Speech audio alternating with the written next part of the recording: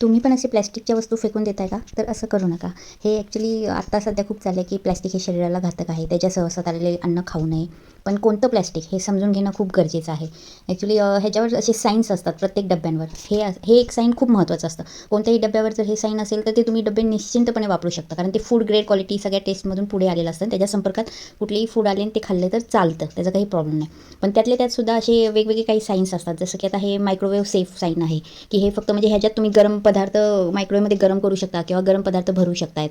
तसं मग काही डब्यांवर असं डिशवॉशर सेफ किंवा काही डब्यांवर फ्रीझर सेफ असे साईन असतात. तर म्हणजे प्रत्येक डबा हा वेगवेगळ्या प्रकारे तुम्ही वापरू शकताय. पण एवढं मात्र आहे की जे असे तुम्हाला खाण्याच्या अन्नाच्या संबंधित पदार्थ ठेवण्यासाठी वापरायचे डबे असतात त्याच्यावर तुम्हाला हे एक साईन असतं जे फूड ग्रेडचं म्हणजे जे फूडच्यासाठी तुम्ही फूड सेफ असं हे साईन असेल तेच डबे तुम्ही वापरावेत. बाकी प्रत्येक डब्यावर असं काही ना काही साईन असतं. तुम्ही मागे बघताल तर त्याच्यावर असे सिम्बॉल्स असतात.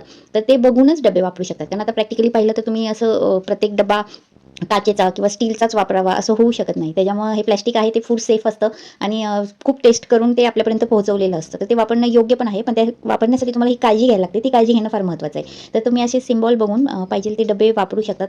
ज्या डब्यांच्या मागे कसलेच सिम्बॉल नसते तसले डबे कृपया वापरू नयेत. आणि वापरायची जरी असेल तरी ते तुम्ही समजा ड्राय किंवा कोरडं काही ठेवण्यासाठी वापरू शकता. जर तुम्हाला ओले, थंड किंवा गरम असं काही ठेवायचं असेल तर तुम्हाला ह्यापैकी असलेले सिम्बॉल असणे खूप गरजेचे आहे. आणि तसले सिम्बॉल असतील तरच तुम्ही तसल्या वस्तू ठेवायला ते डबे वापरावेत. हीच माहिती तुमच्यापर्यंत द्यायची होती. थँक्यू.